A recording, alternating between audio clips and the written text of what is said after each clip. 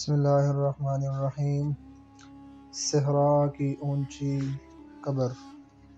حضرت سیدنا ابراہیم بن بشار علیہ رحمۃ اللہ علیہ الغفار فرماتے ہیں، ایک مرتبہ میں حضرت سیدنا ابراہیم بن ادہم علیہ رحمۃ اللہ علیہ کے ساتھ تھا۔ ہم ایک صحرا میں پہنچے، وہاں ایک اونچی قبر تھی۔ حضرت سیدنا ابراہیم بن ادہم اس قبر کو دیکھ کر رونے لگے۔ میں نے پوچھا، حضور یہ کس کی قبر ہے؟ آپ نے فرمایا، یہ حمید بن جابر علیہ رحمۃ اللہ قادر کی قبر ہے، جو کہ ان تمام شہروں کے حاکم تھے۔ پہلے یہ دنیاوی دولت کے سمندر میں غرق تھے، پھر اللہ پاک نے انہیں ہدایت عطا فرمائی اور ان کا شمار اللہ عز و جل کے نیک بندوں میں ہونے لگا۔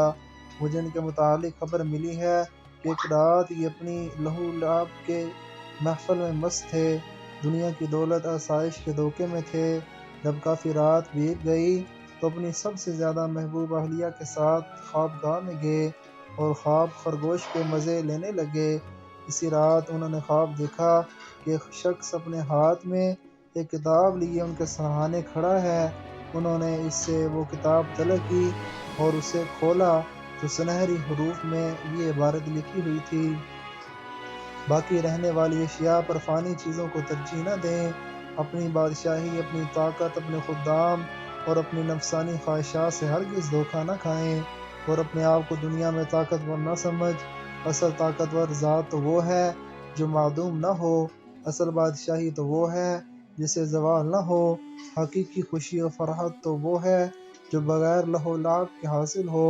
لہذا اپنے رب عز و جل کے حکم کی طرف جلدی کر، بے شک اللہ عز و جل فرماتا ہے: وَسَارِعُوا إِلَىٰ مَغْفِرَةٍ مِّن رَّبِّكُمْ وَجَنَّةٍ عَرْضُهَا السَّمَاوَاتُ وَالْأَرْضُ أُعِدَّتْ لِلْمُتَّقِينَ۔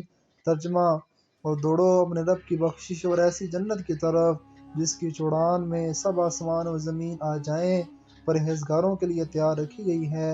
حضرت سیدنا ابراہیم بن ادہم فرماتے ہیں، پھر ان کی آنکھ کھل گئی اور بہت خوف زدہ تھے، پھر کہنے لگے، یہ خواب اللہ پاک کی طرف سے میرے لیے تنبیہ و نصیحت ہے۔